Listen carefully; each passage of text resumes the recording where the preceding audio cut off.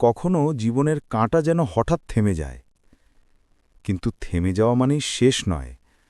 কখনো কখনো থেমে যাওয়াই হলো একটা নতুন শুরু। গ্রামের এক প্রান্তে থাকতেন আব্দুর রহিম চাচা, একজন বৃদ্ধ ঘড়ি মেকার। বছর পেরিয়ে গেছে, চোখে এখন মোটা চশমা, কিন্তু হাতে এখনও সেই নিখুঁত স্পর্শ। প্রতিদিন সকালেই তিনি দোকান খুলে বসেন, যেন সময়কে আবার নতুন করে শুরু করান। প্রতিটা ঘড়ির শব্দ যেন বলতো, সময় থেমে থাকে না।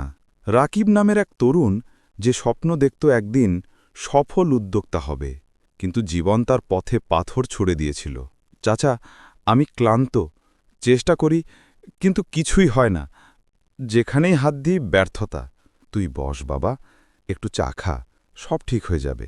রাকিব একসময়ে নিজের ব্যবসা শুরু করেছিল। বন্ধুরা প্রশংসা করত, পরিবার আশাবাদী ছিল। কিন্তু একদিন এক বড় অর্ডার ভুল হল। গ্রাহক টাকা ফেরত চাইল, আর তারপর একে একে সব কিছু ভেঙে পড়ল। সেই ব্যর্থতা তাকে বিশ্বাস করিয়ে দিয়েছিল সে আর কিছু করতে পারবে না। চাচা, এই ঘড়িটা কেন এখনো ঝুলছে?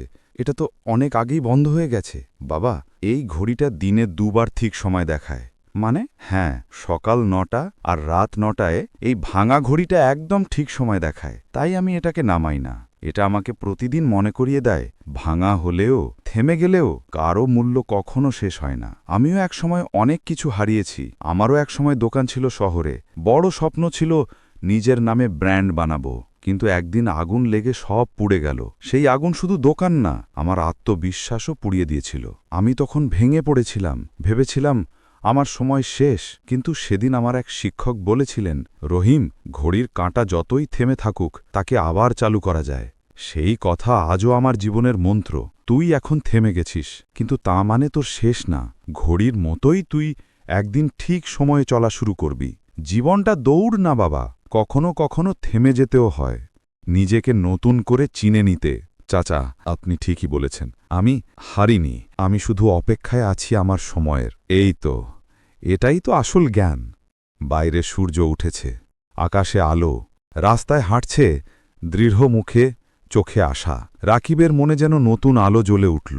সে বুঝল, হাল ছাড়া মানে শেষ নয়। ভাঙা ঘড়ির মতো তারও সময় আসবে, একদম সঠিক সময়ে। বন্ধু, মনে রেখো, তুমি যতবার ভাঙবে ততবারই আবার গড়ে উঠতে পারবে।